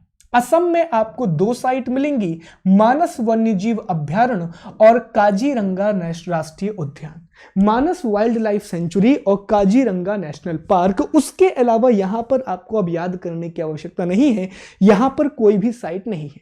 तो क्या होता है, इस तरह से आप कंफ्यूजन से बच जाते हैं। अब अपने दिमाग में आपको फिट कर लेना है कि जो हमारा 7 सिस्टर्स है, जो हमारा नॉर्थ ईस्ट के 7 स्टेट हैं, उसमें सिर्फ एक ही स्टेट है और वो है असम। और असम से 2 साइट आती हैं, एक मानस वन्यजीव अभ्यारण्य और एक काजीरंगा राष्ट्रीय उद्यान, उसके अलावा नहीं आता। और उसके अलावा फिर आप सिक्किम को याद रख लेंगे, कंचनजंगा राष्ट्रीय उद्यान 2016। तो ये देखिए 8 राज्यों को आपने याद कर लिया, 8 राज्यों को आपने याद कर लिया और 8 राज्यों से ये महत्वपूर्ण साइट्स निकल करके आ रही हैं। चलिए आगे बढ़ते हैं, फिर एक बार हम रिवीजन भी कर लेंगे तो आपको चीजें याद रहेंगी। उसके बाद हम अरुणाचल पहुंचे, हमें कोई भी साइट नहीं मिली। अरुणाचल के बाद नागमणि, नागालैंड पहुंचे दोस्त, हमें वहां भी कोई साइट नहीं मिली। हम मणिपुर पहुंचे, वहां भी हमको कोई साइट नहीं मिली। हम मिजोरम पहुंचे, हम त्रिपुरा गए, हम मेघालय गए, हमें यहां पर कोई भी यूनेस्को का वर्ल्ड हेरिटेज साइट नहीं मिला। वर्ल्ड हेरिटेज साइट हमें यूनेस्को का यहां पर नहीं मिला। इसके बाद हम पहुंचे पश्चिम बंगाल। अब हम कहां पर आए दोस्त? इसके बाद हम आए पश्चिम बंगाल, वेस्ट बंगाल। और वेस्ट बंगाल में सबसे इंपॉर्टेंट आप समझ ही गए होंगे, सुंदरबन राष्ट्रीय उद्यान, Sundarban national park. Clear? Sundarban राष्ट्रीय उद्यान और एक है दार्जिलिंग हिमालयन रेलवे। दूसरा कौन सा है? Darjeeling Himalayan railway. अब यहां पर आप देखें एक बार, यहां पर आप देखें, एक मिनट। तो ये जो सुंदरबन राष्ट्रीय उद्यान है ये तो भैया प्राकृतिक हो जाएगा, नेचुरल हो जाएगा, लेकिन इसका रंग आप देखें सफेद है, दार्जिलिंग हिमालयन रेलवे का। अब यहां पर दोस्त ये जो 11 नंबर का पॉइंट है ये अभी 2 बार और रिपीट होगा। यही पॉइंट आपको तमिलनाडु में देखने मिलेगा और यही पार्ट आपको हिमाचल प्रदेश में देखने मिलेगा। एक्चुअली क्या है कि एक ही साइट है, एक साइट है पर्वतीय रेलवे, पर्वतीय रेल, माउंटेन रेल। तो माउंटेन रेल के तहत भारत में 3 साइट को दर्जा दिया गया है, एक वेस्ट बंगाल में है, दूसरा आपका हिमाचल प्रदेश में है और तीसरा आपका जो है वो आपके तमिलनाडु वाले इलाके में है। और इन 3 जगह पर पर्वतीय रेल चलती है, माउंटेन रेल चलती है। तो उन तीनों को एक ही स्थल के रूप में दर्जा दिया गया है। तो 11 नंबर का ये जो पॉइंट है तमिलनाडु में भी आपको मिलेगा और 11 नंबर का ये पॉइंट आपको हिमाचल में मिलेगा। तो याद रखना, इनको 3 अलग अलग साइट मत गिनना, ये तीनों एक साइट के अंतर्गत आते हैं और वो साइट है पर्वतीय रेल, ओके, माउंटेन रेल। तो इसको आप याद रखेंगे। चलिए आगे बढ़ते हैं दोस्त। तो देखिए यहां तक क्लियर हो गया। वेस्ट बंगाल के बाद अब हम आते हैं उड़ीसा। उड़ीसा आते हैं और उड़ीसा में सबसे पहले तो आता है कोणार्क सूर्य मंदिर, बहुत महत्वपूर्ण साइट। कोणार्क सूर्य मंदिर बहुत ही महत्वपूर्ण साइट है, प्रश्न आ चुके हैं इससे। कोणार्क सूर्य मंदिर के बाद यहीं पर कोणार्क सूर्य मंदिर के बाद फिर सीधा हम आ जाएंगे तमिलनाडु। कहां पर आ जाएंगे दोस्त? तमिलनाडु आ जाएंगे और तमिलनाडु में हमें मिलेगा महाबलीपुरम के स्मारकों का समूह। ओके, महाबलीपुरम के स्मारकों का समूह हमको यहां पर मिलेगा। और इसके बाद यही हमको मिलेगा ग्रेट लिविंग चोला मंदिर, जिसमें तंजावुर के मंदिर आते हैं, जिसमें बृहदेश्वर का मंदिर शामिल है। और यहीं पर नीलगिरी पर्वत रेलवे। और देखिए इसका नंबर क्या है, 11। तो 11 नंबर की साइटें आपको 3 जगह पर मिलेंगी। एक आपको वेस्ट बंगाल में, एक आपको तमिलनाडु में, और एक आपको मिलेगी हिमाचल प्रदेश में। तो इन 3 जगहों पर आपको ये साइट्स मिलेंगी। Darjeeling Himalayan railway, Nilgiri railway, और फिर यहां पर आपको शिमला रेलवे करके एक साइट मिलेगा। तो ये आपके तमिलनाडु के प्रमुख स्थल हो गए। अब देखो, अब बहुत ध्यान से देखो, एक बार हम करते हैं पूरा यहां पर रिवीजन। ओके, सबसे पहले इनको अलग करते हैं, साथ में मेरे रिवाइज करना। सबसे पहले हम उत्तराखंड आए दोस्त, सबसे पहले हम कहां पर आए, उत्तराखंड आए। और उत्तराखंड में हमको नंदा देवी नेशनल पार्क और valley of flower national park, Nanda Devi और फूलों की घाटी राष्ट्रीय उद्यान मिला, जो हमारी पहली एक साइट हो गई। हम यूपी पहुंचे तो यूपी में हमको 3 साइट मिली दोस्त, 3 साइट्स मिली। एक हमको मिला ताजमहल, दूसरा हमको मिला आगरा का किला, और तीसरा हमको मिला फतेहपुर सीकरी। क्लियर। हम बिहार पहुंचे दोस्त, तो बिहार में हमको 2 साइट्स मिली। बिहार में हमको 2 साइट्स मिली। पहली साइट जो बिहार में हमको मिली वो थी, एक तो हमारा बोध गया, और दूसरी जो हमारी साइट हमको यहां पर मिली उसका नाम था नालंदा महाविहार। नालंदा महाविहार, आई विश आपको याद होती जा रही है साथ में। फिर हम सिक्किम गए, तो अपने मन में दोहराते चलना। सिक्किम में हमको कौन सी साइट मिली, तो सिक्किम में हमको एक साइट मिली कंचनजंगा राष्ट्रीय उद्यान, कंचनजंगा नेशनल पार्क। और कंचनजंगा राष्ट्रीय उद्यान भारत का एकमात्र मिश्रित विश्व विरासत स्थल है, एकमात्र मिक्स्ड यूनेस्को साइट है। उसके बाद जब हम पहुंचे आपके असम, तो असम में हमको 2 महत्वपूर्ण साइट मिली। एक हमको मिला काजीरंगा राष्ट्रीय उद्यान, और दूसरा हमको मिला मानस जीव अभ्यारण्य, Manas wildlife sanctuary. Okay, I think यहां तक क्लियर होगा, यहां तक आपको याद हो गया होगा। फिर अरुणाचल में कोई साइट नहीं, नागमणि में कोई साइट नहीं, मिजोरम मेघालय में हमको कोई भी साइट नहीं मिली। फिर जब हम वेस्ट बंगाल आए, जब हम पश्चिम बंगाल आए, तो हमें यहां पर 2 साइट मिली। ओके, एक तो हमको मिला सुंदरबन, एक हमको क्या मिला, सुंदरबन। और सुंदरबन के अलावा हमको यहां पर मिला दार्जिलिंग रेलवे, दार्जिलिंग रेलवे हमको मिला, दार्जिलिंग रेलवे। ओके, और जो किसका हिस्सा है, जो पर्वतीय रेलवे का हिस्सा है, जो कि माउंटेन रेलवे का हिस्सा है। फिर हम ओडिशा पहुंचे, तो ओडिशा में हमको एक ही साइट मिली, और वो था कोणार्क सूर्य मंदिर। कौन सा था वो, कोणार्क सूर्य मंदिर हमको यहां पर मिला, हमको कोणार्क सन टेम्पल मिला। आंध्र प्रदेश में हमको एक भी साइट नहीं मिली, और तमिलनाडु में हमको 3 महत्वपूर्ण साइट मिली। एक तो हमको मिला महाबलीपुरम, ओके, दूसरा हमको यहां पर मिला चोल मंदिर, जो चोल राजाओं के द्वारा, राजराज प्रथम के द्वारा और द्वितीय के द्वारा जो बनवाए गए, जिसमें बृहदेश्वर मंदिर आता है। और यहीं पर हमको मिली हमारी दूसरी पर्वतीय रेलवे, जिसका नाम था नीलगिरी रेलवे। क्या नाम था, जिसका नाम था नीलगिरी रेलवे। ये हमको यहां पर मिली। तो ये इतनी साइट्स अब तक हम यहां से यहां तक कवर कर चुके हैं। तो इतनी साइट्स आई विश आपको याद हो गई होंगी। ओके, याद होना ही चाहिए दोस्त, याद होना ही चाहिए, और यहीं पर पूरी चीजें खत्म करके जाना है। इसके अलावा हमें ये साइट्स कभी नहीं भूलना है। 1-2 बार रिवीजन करते रहेंगे, आपको चीजें याद रहेंगी। क्लियर। तो यहां तक हमारी कितनी साइट्स हो गई, हमारी 14 साइट्स हो गई, क्योंकि ये जो 11 नंबर की साइट है वो तो रिवाइज हो गई यार, यहां भी और एक बार यहां भी। तो अब तक हम 14 साइट्स की स्टडी कर चुके हैं। अब तक हम 14 विश्व विरासत स्थलों को पढ़ चुके हैं। चलिए अब बात करते हैं तमिलनाडु के बाद केरल की। किसकी बात करते हैं दोस्त, केरल की बात करते हैं। तो केरल में आपको मिलेगा वेस्टर्न घाट। केरल में क्या मिलेगा आपको, वेस्टर्न घाट मिलेगा। अब ये जो वेस्टर्न घाट है ये सिर्फ केरल में नहीं आता। इस वेस्टर्न घाट के तहत बहुत सारे राष्ट्रीय उद्यान शामिल हैं। अब याद रखना, बहुत सारे राष्ट्रीय उद्यान शामिल हैं। तो केरल में इसमें केरल का हिस्सा भी आएगा, कर्नाटक का हिस्सा भी आएगा, तमिलनाडु का हिस्सा भी आएगा और महाराष्ट्र का हिस्सा भी इसमें आएगा। तो ये सारी की सारी साइट्स आपकी इसमें इंक्लूड हो जाएंगी। तो वेस्टर्न घाट पूरा का पूरा जो पश्चिमी घाट है वो इसमें फैला हुआ है, पूरा का पूरा वेस्टर्न घाट का इलाका इसमें आ जाएगा। उसके बाद जब आप कर्नाटक आएंगे तो कर्नाटक में आपको एक मिलेगा पदक्कल के स्मारकों का समूह। तो पदक्कल के स्मारकों का समूह मिलेगा और यह सवाल आ चुका है कि पदक्कल के स्मारक समूह कहां पर है, आंसर करेंगे कर्नाटक में है। दूसरा जो आपको मिलेगा हम्पी के स्मारक, सबसे महत्वपूर्ण, सबसे इंपॉर्टेंट हम्पी। हम्पी शहर कहां है यह सवाल आ चुका है, तो हम्पी के स्मारक वो आपसे पूछ लेगा। और फिर इसके बाद आप जब गोवा आएंगे तो गोवा में आपको मिलेगा गोवा के चर्च। क्या मिलेगा आपको? गोवा के चर्च मिलेंगे। 1 मिनट का समझ दीजिएगा, बस पानी पी के 1 मिनट में आते हैं।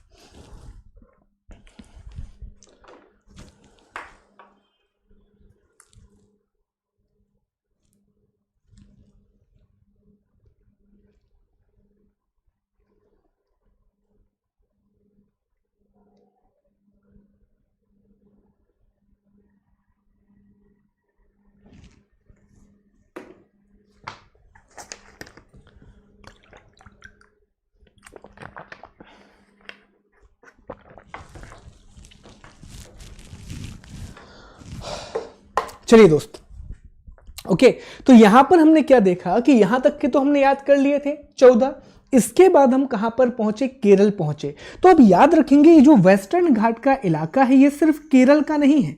2012 में जिसे दर्जा दिया गया था ये सिर्फ केरल का नहीं है, इसमें केरल के 20 क्षेत्र, कर्नाटक के इसमें 10 क्षेत्र, तमिलनाडु के इसमें 5 क्षेत्र और महाराष्ट्र के इसमें 4 क्षेत्र शामिल हैं। तो ये केरल, कर्नाटक, तमिलनाडु और महाराष्ट्र में फैला हुआ इलाका है, पूरा का पूरा ये वेस्टर्न घाट का इलाका। फिर जब आप कर्नाटक पहुंचे तो कर्नाटक में आपको 2 इंपॉर्टेंट साइट्स मिलेंगी, एक तो हम्पी के स्मारक और दूसरे पदक्कल के स्मारक समूह आपको मिलेंगे। हम्पी को भूलने की कोशिश भी मत करना दोस्त, ठीक है? हम्पी को भूलने की कोशिश भी नहीं करेंगे आप लोग। उसके बाद गोवा, तो गोवा में आपको मिलेंगे गोवा के चर्च, चर्च ऑफ गोवा। तो यहां तक आपको चीजें याद हो गई होंगी। उसके बाद हम आएंगे महाराष्ट्र। उसके बाद हम आएंगे भैया महाराष्ट्र, जहां पर बहुत बड़ी संख्या में स्मारकों को जगह दी गई है। महाराष्ट्र की बात करेंगे तो महाराष्ट्र में सबसे पहले आपको याद रखना है छत्रपति शिवाजी टर्मिनस, जिसे पूर्व में विक्टोरिया टर्मिनस का नाम दिया जाता था। पहली साइट कौन सी हो गई? छत्रपति शिवाजी टर्मिनस, जिसे पहले विक्टोरिया टर्मिनस का नाम दिया जाता था। इसके बाद फिर आप याद रखेंगे विक्टोरिया गॉथिक और आर्ट डेको एनसेंबल, ठीक है? तो विक्टोरिया गोथिक आर्ट याद रखना। इन शॉर्ट आप क्या याद रखना? विक्टोरिया गॉथिक आर्ट याद रखना। अब कंफ्यूज मत होना, ये छत्रपति शिवाजी टर्मिनस है जिसे पहले क्या कहा जाता था? विक्टोरिया टर्मिनस कहा जाता था। और ये कौन सा है? ये विक्टोरिया गॉथिक आर्ट है, विक्टोरिया गॉथिक आर्ट है। उसके बाद फिर आपको एलिफेंटा की गुफाएं, एलोरा की गुफाएं और आपको मिलेंगी अजंता की गुफाएं। ओके, तो 1 2 3 4 5 कितने स्थल हो गए भैया? 5 स्थल हो गए। अभी तक हमने जितने भी राज्य पढ़े वहां में 5 स्थल कहीं नहीं मिले। यहां पर कितने स्थल हो गए? 5 स्थल हो गए महाराष्ट्र में। कितने स्थल हो गए? 5 स्थल हो गए। अजंता, एलोरा, एलिफेंटा तो आपको याद रहेंगी, और अजंता और एलोरा तो आप जानते हैं, इनको 1983 में ही विश्व विरासत स्थल का दर्जा दिया गया था और ये प्रथम साइट्स में आती हैं जिन्हें विश्व विरासत स्थल का दर्जा दिया गया, वर्ल्ड हेरिटेज साइट का दर्जा दिया गया।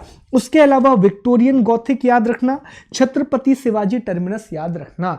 महाराष्ट्र के बाद हम चलते हैं गुजरात भैया। कहां पर चलते हैं? गुजरात चलते हैं और गुजरात में देखते हैं कौन कौन सी साइट्स हैं। तो सबसे पहले यहां पर नाम आता है अहमदाबाद का। और याद रखना दोस्त, अहमदाबाद भारत का पहला शहर है जिसे विश्व विरासत स्थल में जगह दी गई है, जिसका संबंध आदिल शाह से है। क्लियर। तो अहमदाबाद भारत का पहला शहर है जिसे यूनेस्को विश्व विरासत स्थल में दर्जा दिया गया था, पूरे के पूरे शहर को दर्जा दिया गया था, और इसके बाद जयपुर को दर्जा दिया गया है। तो अहमदाबाद हो गया। अहमदाबाद के बाद रानी की बाव, बहुत चर्चा में रहा था रानी की बाव, जो कि पाटन गुजरात में आता है, और इसे अक्सर जब आप मुख्य परीक्षा की तैयारी करेंगे तो अब भी सिलेबस में आपके लिए वाटर कंजर्वेशन का पार्ट है, जो कि जीएस पेपर 1 में है। तो वाटर कंजर्वेशन में जो पुरानी तकनीकें हैं उसमें बावड़ी का प्रयोग बहुत किया जाता है, और रानी की बाव एक वाटर कंजर्वेशन साइट्स के रूप में भी आपको याद रखना है। तो रानी की बाव कहां पर है? गुजरात में है। कहां पर है? गुजरात में है। उसके अलावा चंपानेर पावागढ़ का पुरातत्व पार्क, चंपानेर और पावागढ़ का जो आर्कियोलॉजिकल पार्क है वो भी इसका हिस्सा है। तो ये तीन साइट्स आपको कहां से मिल जाएंगी? गुजरात से मिल जाएंगी। एक तो अहमदाबाद शहर आपको मिल जाएगा, रानी की वाव आपको मिल जाएगा, और चंपानेर और पावागढ़ आपको मिल जाएगा। तो ये 3 साइट्स आपको कहां से मिल जाएंगी? गुजरात से मिल जाएंगी। गुजरात के बाद हम राजस्थान आएंगे और एक बार यहां पर रिवीजन कर लेंगे पूरा का पूरा। राजस्थान में सबसे पहले आपको साइट मिलती है जयपुर, और जयपुर जानते हैं आप भारत की सबसे लेटेस्ट वर्ल्ड हेरिटेज साइट है, भारत का सबसे नया विश्व विरासत स्थल है, जिसे 2019 में दर्जा दिया गया। जयपुर के अलावा यहां पर आपको केवलादेव मिलता है, जो कि भरतपुर राजस्थान में आता है। केवलादेव याद रखेंगे कि केवलादेव जो है वो पहले एक बर्ड सेंचुरी था, वो पहले एक पक्षी अभ्यारण्य था। ओके, फिर बाद में उसे राष्ट्रीय उद्यान बना दिया गया, भरतपुर वाले इलाके में आता है। और इसके अलावा जंतर मंतर आपको यहां पर मिलेगा, और राजस्थान के पहाड़ी किले आपको यहां पर मिलेंगे। तो ये 4 साइट्स कहां पर आपको मिल गई? ये 4 साइट्स आपको राजस्थान में मिल गई। कौन कौन सी? जयपुर, केवलादेव, जंतर मंतर और राजस्थान के पहाड़ी किले। कितने हो गए भैया? 30 हो गए। 30 हो गए। ओके, एक बार जल्दी से रिवीजन कर लेंगे, फिर अपन आगे चलेंगे सर, चलो यहां पर केरल। तो केरल में हमको एक साइट नहीं मिली, हमको क्या मिला? हमको पूरा का पूरा एक वेस्टर्न घाट मिला, जिसे 2012 में जगह दी गई, जिसमें केरल भी शामिल है, जिसमें तमिलनाडु भी शामिल है, कर्नाटक भी शामिल है, महाराष्ट्र भी शामिल है, और जिसमें केरल की 20 साइट, कर्नाटक की 10 साइट, तमिलनाडु की 5 साइटें और महाराष्ट्र की 4 साइट शामिल हैं। तो हमको यहां पर कौन सा इलाका मिला? वेस्टर्न घाट का इलाका मिला, जो पूरे के पूरे इस इलाके में शामिल है। तो कहा जाए तो केरल से हमको ऐसी कोई स्पेसिफिक साइट नहीं मिली है। ओके, केरल के बाद जब हम कर्नाटक पहुंचे तो यहां से हमको 2 महत्वपूर्ण स्थान मिले। एक तो हमको यहां पर सबसे इंपॉर्टेंट जो याद रखना ही है, हम्पी। क्या मिला हमको? हम्पी मिला। और हम्पी के अलावा जो हमको मिला वो पदक्कल के मंदिर मिले, पदक्कल के मंदिर। ओके, इसके बाद जब हम गोवा पहुंचे तो हमें गोवा के चर्च, इतना ही याद रखना है, गोवा के चर्च। और फिर हम पहुंचे दोस्त महाराष्ट्र, और महाराष्ट्र में हमको 5 साइटें मिली, जो भारत में सबसे ज्यादा है किसी भी राज्य में। 5 साइटें हमको मिली। इसमें से सबसे महत्वपूर्ण एक आ गया छत्रपति शिवाजी टर्मिनस, छत्रपति शिवाजी टर्मिनस, जिसे विक्टोरिया टर्मिनस के नाम से जाना जाता था। दूसरा आ गया Victoria Gothic art, Victoria Gothic art इसमें आ गया। तीसरा जो हमें इसमें याद रखना है वो बहुत आसान है, Ellora.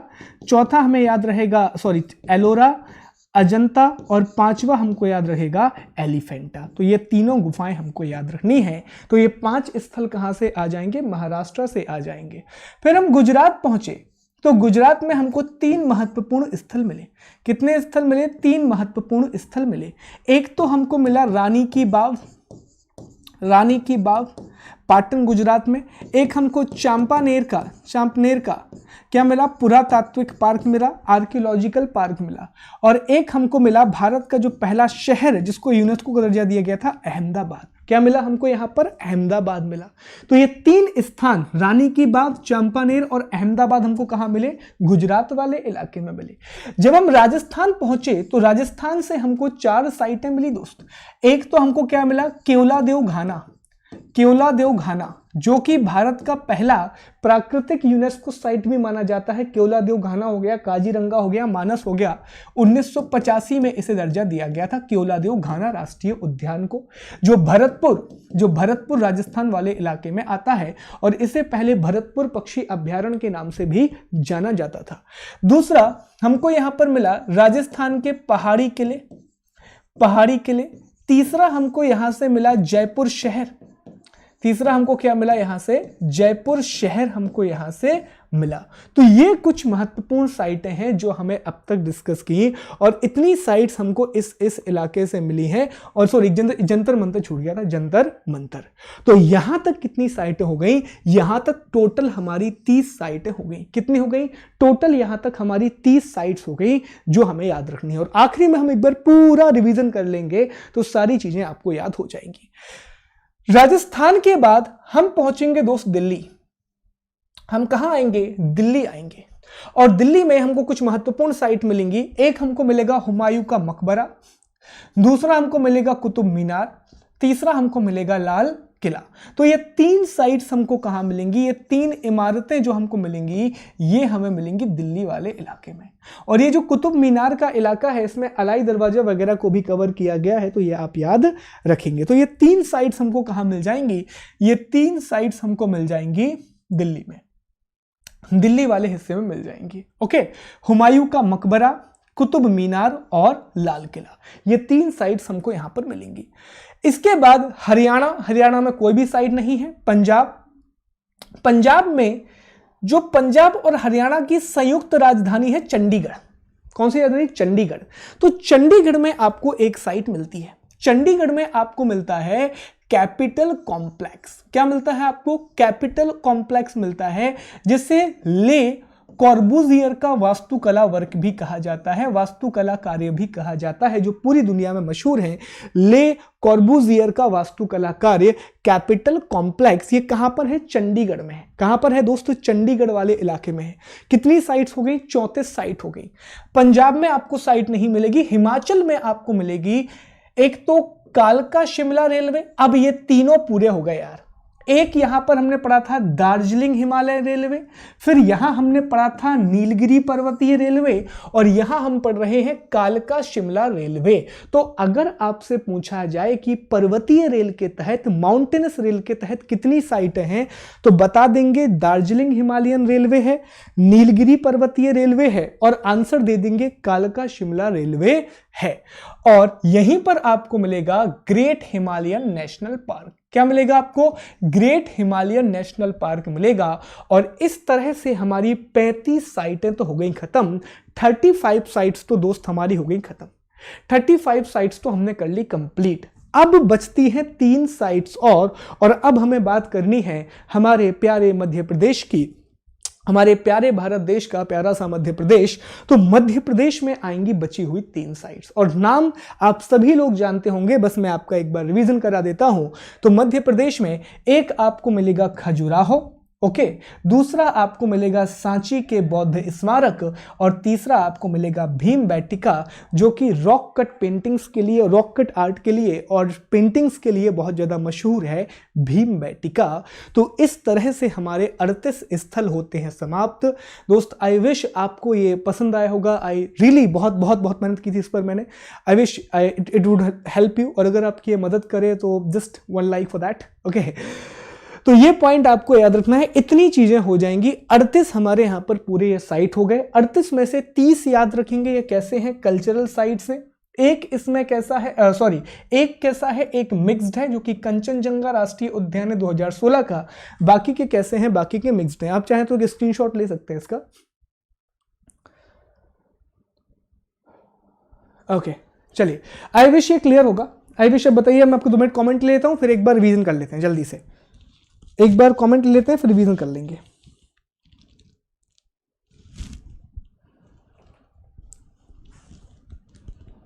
Thank you so much, thank you so much guys. तो रिवीजन करें, एक बार रिवीजन करें। अब मैं आप लोगों से सवाल करूंगा, आप लोग नहीं, पहले एक बार मैं रिवीजन कर देता हूं, फिर आप लोग आंसर कर दीजिएगा।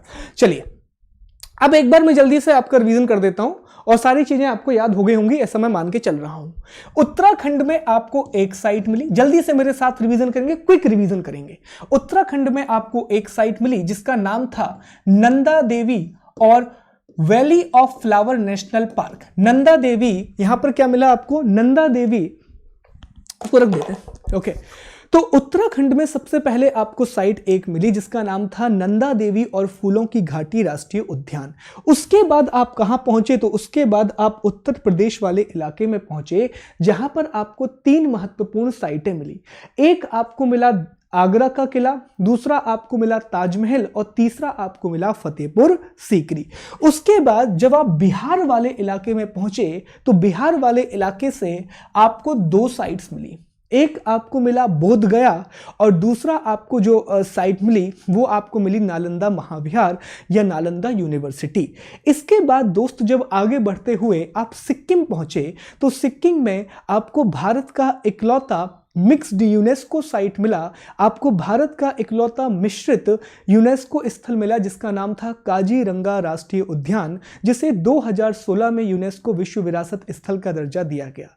सिक्किम से आगे बढ़ने के बाद आप पहुंच जाते हैं असम, और असम में आपको 2 प्राकृतिक यूनेस्को विश्व विरासत स्थल मिलते हैं। एक जिसमें से है काजीरंगा राष्ट्रीय उद्यान और दूसरा जिसमें से है मानस राष्ट्रीय उद्यान। असम के बाद नॉर्थ ईस्ट के किसी भी राज्य में आपको यूनेस्को विश्व विरासत स्थल नहीं मिलते हैं। इसके बाद सीधा आप पहुंच जाते हैं पश्चिम बंगाल, और पश्चिम बंगाल में आपको भारत की महान मैंग्रोव वनस्पति से सुसज्जित एक वन मिलता है सुंदरबन, और सुंदरबन के अलावा आपको यहां पर दार्जिलिंग पर्वतीय रेलवे मिलता है जो कि पर्वतीय रेलवे का एक हिस्सा है। पश्चिम बंगाल के बाद आप उड़ीसा वाले इलाके में आते हैं और उड़ीसा में आप देखते हैं सूर्य कोणार्क मंदिर। कोणार्क सूर्य मंदिर के आप दर्शन करते हैं और सिर्फ उड़ीसा में एक साइट आपको मिलती है, वो है कोणार्क सूर्य मंदिर। उड़ीसा के बाद आप आंध्र प्रदेश पहुंचते हैं पर यहां पर कोई भी यूनेस्को साइट नहीं है। इसके बाद आप तमिलनाडु वाले इलाके में जाते हैं और तमिलनाडु वाले इलाके में आपको बहुत महत्वपूर्ण साइट मिलती है चोल मंदिर। चोल मंदिर के अलावा यहां पर आपको दूसरी पर्वतीय रेलवे मिलती है और वो है नीलगिरी पर्वतीय रेलवे, और इसके बाद यही आपको मिलते हैं महाबलीपुरम के स्मारक और महाबलीपुरम के स्मारक समूह। इसके बाद आप केरल पहुंचते हैं। केरल में कोई भी स्पेसिफिक यूनेस्को साइट नहीं है, पर पूरा का पूरा जो एरिया है वहां पर वेस्टर्न घाट का एरिया है जो कि केरल, कर्नाटक, तमिलनाडु और महाराष्ट्र के बीच में शेयर होता है। केरल के बाद आप कर्नाटक पहुंचते हैं और कर्नाटक में आपको 2 बहुत ही महत्वपूर्ण साइट मिलती हैं। एक तो वहां पर आपको मिलती है हम्पी के स्मारक और दूसरा आपको मिलता है पदक्कल के स्मारक। इसके बाद आगे बढ़ते हुए कर्नाटक के बाद आप गोवा जाते हैं और गोवा में आप देखते हैं गोवा के खूबसूरत चर्च जहां पर रोहित शेट्टी बहुत सारी फिल्में बनाते रहते हैं। गोवा के बाद आप महाराष्ट्र पहुंचते हैं, उस राज्य में पहुंचते हैं जहां पर सबसे ज्यादा यूनेस्को विश्व विरासत स्थल है, और महाराष्ट्र में आपको 5 साइट्स मिलती हैं। एक आपको छत्रपति शिवाजी टर्मिनस मिलता है, दूसरा आपको विक्टोरिया गोथिक आर्ट मिलता है, तीसरा आपको अजंता की गुफाएं, चौथा एलोरा की गुफाएं और 5वां आपको एलिफेंटा की गुफाएं मिलती हैं। इसके बाद आगे बढ़ते हुए आप गुजरात पहुंचते हैं और गुजरात में आपको 3 विश्व विरासत स्थल मिलते हैं। गुजरात में आपको मिलता है भारत का पहला यूनेस्को विश्व विरासत शहर अहमदाबाद। उसके बाद आपको मिलता है रानी की बाव जो कि पाटन गुजरात के पास स्थित है, और आगे बढ़ने पर आपको चंपानेर के पुरातात्विक पार्क मिलते हैं, चंपानेर के आर्कियोलॉजिकल पार्क मिलते हैं। फिर आप राजस्थान पहुंचते हैं जहां पर आपको 4 यूनेस्को विश्व विरासत स्थल मिलते हैं। उसमें से सबसे महत्वपूर्ण है जयपुर, जिसे हाल ही में यूनेस्को विश्व विरासत स्थल का दर्जा दिया गया और भारत का दूसरा शहर बना जिसे यूनेस्को विश्व विरासत का दर्जा दिया गया। जंतर मंतर जो कि जयपुर में ही स्थित है। इसके अलावा आपको वहां पर राजस्थान के किले और मिलता है आपको केवला देवघाना राष्ट्रीय उद्यान जो पहले भरतपुर पक्षी अभ्यारण्य के रूप में जाना जाता था। इसके बाद राजस्थान के बाद आप पहुंचते हैं दिल्ली। दिल्ली में आपको 3 साइट्स मिलती हैं। एक आपको मिलता है हुमायूं का किला, इसके बाद आपकी मुलाकात होती है लाल किले और कुतुब मीनार से, और कुतुब मीनार के तहत उसके आसपास आने वाले अलाई दरवाजा वगैरह को भी इसमें शामिल किया गया है। दिल्ली के बाद जब आप आगे जाते हैं तो आप चंडीगढ़ पहुंचते हैं और चंडीगढ़ में आपको ली कार्बूजियर का वर्क मिलता है जो कैपिटल कॉम्प्लेक्स में रिफ्लेक्स करता है। और इसके बाद आप पहुंचते हैं हिमाचल प्रदेश, और हिमाचल प्रदेश में आपको दो चीजें मिलती हैं। एक आपको मिलता है ग्रेट हिमालयन नेशनल पार्क, और उसके अलावा हमारा तीसरा और अंतिम पर्वतीय रेलवे जो आपको शिमला रेलवे के रूप में वहां पर मिलता है। और अंततः आप आते हैं मध्य प्रदेश, जहां पर आपको 3 महत्वपूर्ण साइट मिलती हैं, और उन 3 महत्वपूर्ण साइटों में आपका खजुराहो, भीमबेटका और सांची का स्तूप शामिल है। इस तरह से दोस्त हमने 38 यूनेस्को विश्व विरासत स्थल पढ़े, और आई विश कि आपको ये 38 यूनेस्को विश्व विरासत स्थल याद भी हो गए होंगे। अब बताइए, अब आपको कोई डाउट है क्या? हमने रिवीजन भी कर लिया पूरा का पूरा एक बार, अब बताएं कोई डाउट है क्या आपको?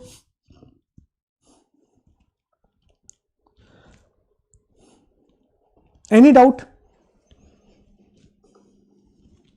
यस, भीमबेटका बिल्कुल सही।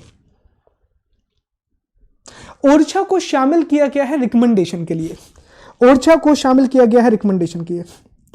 ज्योग्राफी की क्लासेस यार अभी मैं नहीं ले पाऊंगा, मुझे कुछ बाहर जाना है, काम आ गया है। Okay, thank you.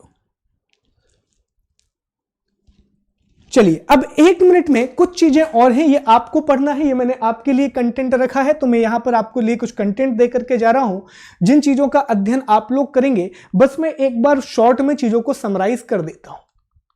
ओके, कुछ कंटेंट मैंने आपके लिए रखा है, जैसे कि एक है tentative list of heritage site. 2 minute यहां पर सुनेंगे, बहुत महत्वपूर्ण है। Tentative list of heritage site का मतलब होता है विश्व विरासत स्थलों की प्रस्तावित सूची। विश्व धरोहर सूची में अंकित 38 स्थलों के अलावा मान्यता के लिए अस्थायी साइटों की एक सूची है, जो मूल्यांकन और स्वीकृति के लिए यूनेस्को समिति को प्रस्तुत की गई है। तो बेसिकली अभी याद रखना, इनको अप्रूव नहीं किया गया है, ये सिर्फ रिकमेंडेशन के लिए रखी गई हैं। ये सिर्फ रिकमेंडेशन के लिए अभी रखी गई हैं, जिसमें मध्य प्रदेश की 2 साइट शामिल हैं, एमपी के इसमें 2 साइट शामिल हैं। एक आपका मांडू शामिल है, जो 1998 से वेटिंग लिस्ट में है, और दूसरा हाल ही में ओरछा के लिए नाम की सिफारिश की गई है, जिसकी सिफारिश 2019 में की गई है। तो देखो, याद रखना, ये यूनेस्को विश्व विरासत स्थल नहीं है, इन्हें रखा गया है सिफारिश के लिए। इनकी क्या की गई है, तो इन्हें याद रखें, इनकी सिफारिश की गई है। इनकी क्या की गई है, इनकी सिफारिश की गई है, इन्हें रिकमेंडेशन के लिए रखा गया है। इनकी क्या की गई है दोस्त, इनकी सिफारिश की गई है, इन्हें रिकमेंडेशन के लिए रखा गया है। तो एमपी के 2 साइट आते हैं, एक मांडू और एक ओरछा। ओके, आई विश आपको ये याद रहेगा। उसके अलावा यहां पर मैंने क्या किया है कि 8 जो बहुत महत्वपूर्ण विश्व विरासत स्थल हैं, उनकी जानकारी दी है। जैसे मैं आपको 1-2 के बारे में बता देता हूं, बाकी आप लोग पीडीएफ से पढ़ेंगे। जैसे अजंता की गुफाएं, तो ये अजंता की गुफाओं का ही पूरा आप चित्र देख पा रहे हैं। अजंता की गुफाएं जिन्हें 1983 में जिन्हें 1983 में विश्व विरासत स्थल का दर्जा दिया गया था, और हमने देखा भी था, यही है अजंता की गुफाएं। और अजंता की गुफाएं महाराष्ट्र राज्य के औरंगाबाद जिले में स्थित हैं। ये रॉक कट आर्ट का मतलब होता है चट्टानों को काटकर बनाई गई कलाकृतियां, रॉक कट आर्ट। और अजंता की गुफाएं मुख्य रूप से क्या है, बौद्ध गुफाएं, बौद्ध गुफा, जिससे बौद्ध धर्म की कलाकृतियां हैं। और इनका निर्माण 2 चरणों में हुआ है, 2 अलग अलग टाइम पीरियड में ये बनकर के तैयार हुए हैं। एक सातवाहन के टाइम पीरियड में और दूसरा वाकाटक के टाइम पीरियड में। तो एक सातवाहन के टाइम पीरियड में और एक वाकाटक के टाइम पीरियड में इनका निर्माण करवाया गया है। तो ये अजंता की गुफाएं हो गई। और यहां पर संबंध क्या है, धर्म पूछ लेता है, तो याद रखेंगे बौद्ध धर्म से इनका संबंध है। अजंता की गुफाओं का संबंध किससे है, बौद्ध धर्म से है। उसके अलावा फिर ये एलोरा की गुफाएं हैं। ये जो पिक्चर आपके सामने दिख रही है, ये एलोरा की गुफाएं हैं। और एलोरा की गुफाओं को 1983 में विश्व विरासत स्थल का दर्जा दिया गया, 1983 में यूनेस्को वर्ल्ड हेरिटेज साइट में शामिल किया गया। और यह भी महाराष्ट्र के औरंगाबाद जिले में है, और यह भी एक रॉक कट आर्ट है। और यहां पर इंपॉर्टेंट पॉइंट क्या है, इंपॉर्टेंट यह है कि इसका संबंध बौद्ध धर्म, हिंदू धर्म और जैन धर्म से है। तो यह पूछा जा चुका प्रश्न है कि वो कौन सी, पूछ देगा कि निम्नलिखित में से किन गुफाओं का संबंध हिंदू, जैन और बौद्ध तीनों धर्मों से है। तो आंसर करेंगे एलोरा की गुफाएं। और एलोरा की गुफाओं में कुछ महत्वपूर्ण मंदिर भी पाए जाते हैं। जैसे यहां पर रामेश्वर मंदिर पाया जाता है, रामेश्वर मंदिर, एक कैलाश मंदिर पाया जाता है जो बहुत फेमस है, एग्जाम में पूछा भी जा चुका है कि किन गुफाओं में कैलाश मंदिर पाया जाता है। और यहां पर 10 अवतार मंदिर भी पाया जाता है। उसके अलावा विश्वकर्मा मंदिर भी यहां पर उपस्थित है। तो ये कुछ प्रमुख मंदिर यहां पर पाए जाते हैं, प्रमुख टेम्पल्स यहां पर पाए जाते हैं। उसके बाद एलिफेंटा की गुफाएं, ये जो सीन आपको दिख रहा है बहुत ही खूबसूरत सीन। और मेरा तो जब मैं फोटोज बना रहा था, ये देख रहा था फोटोज, तो आई वेरी मच थॉट कि यार यहाँ पर एक बार जरूर जाएंगे। और हमारे भारत की महान धरोहर स्थल है, तो प्लीज जब भी आपको टाइम मिले लाइफ में एक बार जरूर यहाँ पर होकर के आइएगा। कम से कम ये 38 स्थान तो आप विजिट कर ही लें अपनी पूरी जिंदगी में। एलिफेंटा की गुफाएं, जिन्हें 1987 में इसमें शामिल किया गया। एलिफेंटा द्वीप पर स्थित, ये एलिफेंटा द्वीप पर स्थित हैं, जो मुंबई के पास ही स्थित है। अरब सागर, बेसिकली अरब सागर जो है, तो अरब सागर में अरेबियन सी में एक द्वीप है और उस द्वीप का नाम है एलिफेंटा। वो एलिफेंटा का जो आइलैंड है उसमें ये गुफाएं हैं। 1987 में वर्ल्ड हेरिटेज साइट में शामिल किया गया था और इनका संबंध हिंदू और बुद्धिज्म से है, हिंदू और बुद्धिज्म से इनका संबंध है। और यहाँ पर लॉर्ड शिव, एक तो शिव जी की मूर्ति है और दूसरा यहाँ पर त्रिमूर्ति पाई गई है। यह प्रश्न आया हुआ है कि निम्नलिखित में से किन गुफाओं में त्रिमूर्ति पाई गई है, तो याद रखेंगे एलिफेंटा में पाई गई है। क्लियर। इसके अलावा अगला जो पार्ट है आप देख पा रहे हैं, जो मेरा पर्सनली बहुत फेवरेट है, जहां पर मैं जाना चाहता हूं दोस्त, आई विश आप लोग भी जाएंगे कभी, हम्पी, हम्पी कर्नाटक। ओके, हम्पी कर्नाटक 1986 में इसको दर्जा दिया गया था। हम्पी कर्नाटक में यह स्थित है तुंगभद्रा नदी के तट पर, तुंगभद्रा नदी के तट पर। तो यहां से भी एक सवाल आ सकता है कि तुंगभद्रा नदी के तट पर भारत का कौन सा ऐतिहासिक स्थल है, तो आंसर दे देंगे हम्पी। क्लियर।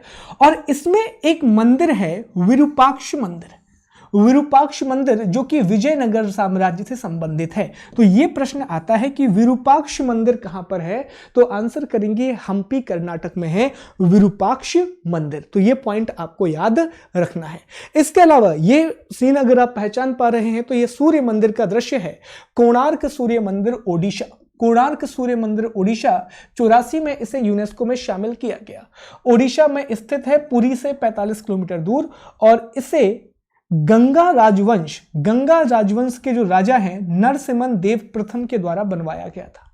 किसके द्वारा बनवाया गया था? नरसिम्हन देव प्रथम के द्वारा इसे कंस्ट्रक्ट कराया गया था। ये सारी चीजें आपको पढ़ना है दोस्त। ओके, इसके अलावा this is one of the finest temple of India, finest. यहां पर आप ये जो कलश देख रहे हैं ना, यहां तो आपको नहीं दिख रहा उतना, ये जो कलश है, कहा जाता है कि इस कलश को ऊपर ले जाने के लिए लगभग 2 या 3 किलोमीटर लंबा एक डेक बनाया गया था, तब ये कलश ऊपर गया है इकट्ठा। और आप समझ गए होंगे हम बात कर रहे हैं महाबलीपुरम के स्मारक समूहों की। ओके, महाबलीपुरम इस तमिलनाडु राज्य के महाबलीपुरम में स्थित है और इन्हें 1984 में, सॉरी ये जो बात है वो अगले मंदिर की बात है, चोल बृहदेश्वर मंदिर की, 1984 में इसे वर्ल्ड हेरिटेज साइट में शामिल किया गया था। इसमें महाबलीपुरम में पंचरथ, गुफा मंदिर, गणेश रथ, शोर मंदिर, ये सारे इसमें शामिल हैं और ये पल्लव राजाओं के द्वारा बनवाया गया था। इसके बाद आता है केवलादेव घाना राष्ट्रीय उद्यान, केवलादेव नेशनल पार्क राजस्थान। और अभी हाल ही में यह चर्चा में आ गया था, बहुत बड़ी मात्रा में यहां पर पक्षी मारे गए थे। और याद रखना, ये जो केवलादेव घाना राष्ट्रीय उद्यान है, ये पहले पक्षी उद्यान के रूप में जाना जाता था, ये पहले बर्ड सेंचुरी के रूप में जाना जाता था। और केवलादेव घाना राष्ट्रीय उद्यान, जिससे पहले भरतपुर बर्ड सेंचुरी के नाम से जाना जाता था, 1985 में इसे शामिल किया गया और यह 1981 में रामसर वेटलैंड साइट के रूप में भी शामिल किया गया है। ओके, रामसर वेटलैंड साइट के रूप में भी ये शामिल ऑलरेडी इसको इंक्लूड किया गया है, राइट। देन उसके बाद हम बात करेंगे चोल मंदिर तमिलनाडु, तमिलनाडु के चोल मंदिरों की। यूनेस्को की विश्व विरासत शामिल में चोल मंदिर का निर्माण चोल साम्राज्य के दौरान कराया गया। मोस्ट इंपॉर्टेंट है ये। और इसमें जो मंदिर शामिल हैं उनके नाम आपको याद रखना है। इसमें याद रखना है तंजावर का बृहदेश्वर मंदिर, तंजावर का बृहदेश्वर मंदिर, गंगईकोंड चोलीवरम का बृहदेश्वर मंदिर और दसासुरम का ऐरावतेश्वर मंदिर। ये तीनों कहां पर हैं? तीनों तमिलनाडु में है। तो ये पॉइंट आपको याद रखना है, this is very much important point जो आप याद रखेंगे। क्लियर? तो ये हो गए हमारे 8 प्रमुख विश्व विरासत स्थल। इसके अलावा तो हर एक विश्व विरासत स्थल अपने आप में महत्व रखता है, तो वो एक अलग पॉइंट है, राइट। अब ये वाले पॉइंट सब आपको पढ़ना है कि इनको अनुमति कौन देता है, कैसे देता है, ये मैं आपको समझा चुका हूं ऑलरेडी। ये पॉइंट पूरे आप स्टडी कर लेंगे और इन सारे बिंदुओं को आप पढ़ लेंगे। प्रश्न के रूप में है कि विश्व विरासत स्थलों की सूची की अनुमति कौन देता है, तो आंसर आपको पता ही है, इसका आंसर है यूनेस्को की विश्व धरोहर समिति। इसको मैं आपको ऑलरेडी समझा चुका हूं, ये मुख्य परीक्षा के रूप में मैंने आपको तैयार करके दिया है। तो जब आप ये बाद में पढ़ लें, कभी भी जब बाद में आप इसका अध्ययन करें तो आप इसको जरूर पढ़ें, पीडीएफ में आपको प्रोवाइड करा दिया जाएगा और बाद में हम एक आध बार और चर्चा कर देंगे। विश्व धरोहर स्थल कैसे चुने जाते हैं, तो याद रखेंगे 10 इसके लिए मापदंड हैं। 10 क्या है? 10 इसके लिए पैरामीटर बनाए गए हैं और इन 10 पैरामीटरों के आधार पर 10 मापदंडों के आधार पर निर्धारण किया जाता है। तो नामांकन के लिए एक साइट का उत्कृष्ट सार्वभौमिक मूल्य होना चाहिए, उसमें OUV यूनिवर्सल वैल्यू होना चाहिए। ओके, यूनिवर्सल वैल्यू उसमें होना बहुत ज्यादा आवश्यक है और OUV निर्धारण करने के लिए 10 मापदंड बनाए गए हैं और इस 10 मापदंडों में से कम एक को पूरा करना चाहिए। एक मिनट समझना, कहा यह गया है कि अगर आपको किसी भी साइट को वर्ल्ड हेरिटेज साइट बनाना है तो उसे क्या होना चाहिए? उसे OUV होना चाहिए, उसे उत्कृष्ट सार्वभौमिक मूल्य का स्थल होना चाहिए, उसे यूनिवर्सल वैल्यू वाला प्लेस होना चाहिए। क्या होना चाहिए? यूनिवर्सल वैल्यू वाला प्लेस होना चाहिए। और इसका निर्धारण करने के लिए 10 मानदंड बनाए गए हैं, 10 पैरामीटर बनाए गए हैं, 10 पैरामीटर्स बनाए गए हैं। और अगर कोई भी एक साइट इन 10 में से एक भी पैरामीटर पर खरा उतरती है, 10 में से एक भी पैरामीटर पर खरा उतरती है, तो उस साइट को बना दिया जाता है यूनेस्को की वर्ल्ड हेरिटेज साइट। तो ये पॉइंट आपको याद रखना है। तो इसके बाद आप इसको देख लेंगे, यहां पर लिखा भी है कि वो 10 पैरामीटर्स कौन से हैं। तो 10 के 10 पैरामीटर्स की सूची भी मैंने आपको उपलब्ध करा दी है। आउटस्टैंडिंग यूनिवर्सल वैल्यू के लिए जो 10 पैरामीटर होने चाहिए उनकी सूची भी दोस्त यहां पर मैंने उपलब्ध करा दी है, तो इसको भी जाकर के आप एक बार देख लेंगे। ओके, इस तरह से हमारे ये पूरा का पूरा सेशन समाप्त होता है। आई विश आपको ये सेशन अच्छा लगा होगा दोस्त। और इसके अलावा अगर आपको और भी अच्छे तरीके से कुछ और बातें डिस्कस करनी है और अगर आपको सच में if I am like thinking कि मैं मेहनत कर रहा हूं और शायद आपके लिए कुछ अच्छा कंटेंट प्रोवाइड करा सकता हूं, सो प्लीज आप अनअकैडमी ऐप पर जरूर आएं, जहां पर हम आने वाले समय में मुख्य परीक्षा की तैयारी प्रारंभ करेंगे। हम मेंस की पढ़ाई स्टार्ट करेंगे बहुत स्ट्रक्चर्ड तरीके से और मेंस के लिए तैयारी हम करेंगे 20 जनवरी के बाद। वहां पर मुख्य परीक्षा के लिए मेरा बैच स्टार्ट हो रहा है, तो वहां पर आप कोड यूज कर सकते हैं SG लाइव। ओके, इसके अलावा MPSI, MP कांस्टेबल और शिक्षक पात्रता परीक्षा के लिए भी बहुत सारे एजुकेटर्स वहां पर बैच लेकर के आ रहे हैं। तो कोई भी कोर्स आप ज्वाइन कर सकते हैं SG लाइव। बस आपको ऐप डाउनलोड करना है और ऐप डाउनलोड अनअकैडमी का ऐप डाउनलोड करें। ऐप डाउनलोड करने के बाद MPPSC अपना गोल सिलेक्ट करें और पेमेंट करते समय कोड यूज करें SG लाइव, ताकि आपको 10% का डिस्काउंट मिल जाए। और वहां पर बहुत सारे एजुकेटर्स की क्लासेस, टेस्ट सीरीज, ये सारी चीजें एक साल के लिए आपको मिलेंगी सिर्फ 6300 में मेरा कोड SG लाइव यूज करने के बाद। तो आइए वहां पर एक बार ऐप को डाउनलोड कीजिए, देखिए वहां पर कैसी चीजें काम कर रही हैं और आई विश वो आपके एग्जाम में बहुत ज्यादा हेल्पफुल रहेगा। So thank you so much for today's session. I wish आपको ये पसंद आया होगा और प्लीज एक लाइक देना बस मेहनत के लिए, because trust me guys it took a lot. 5 से 6 घंटे की मेहनत लगी थी, बहुत मैटर रिसर्च करने में टाइम लगता है। और इसके लिए जाते जाते मैं थैंक यू करना चाहूँगा यूनेस्को की वेबसाइट का, मिनिस्ट्री ऑफ एनवायरनमेंट का, आर्कियोलॉजिकल सर्वे ऑफ इंडिया का और holiday.com का, जिससे मैंने पिक्चर्स और कंटेंट को रिसर्च किया। एंड थैंक यू jagranjose.com का, जहां से बहुत महत्वपूर्ण जानकारी एकत्रित की गई। और थैंक यू आप सभी लोगों का। आई विश आपको वीडियो पसंद आया होगा। Thank you so much guys.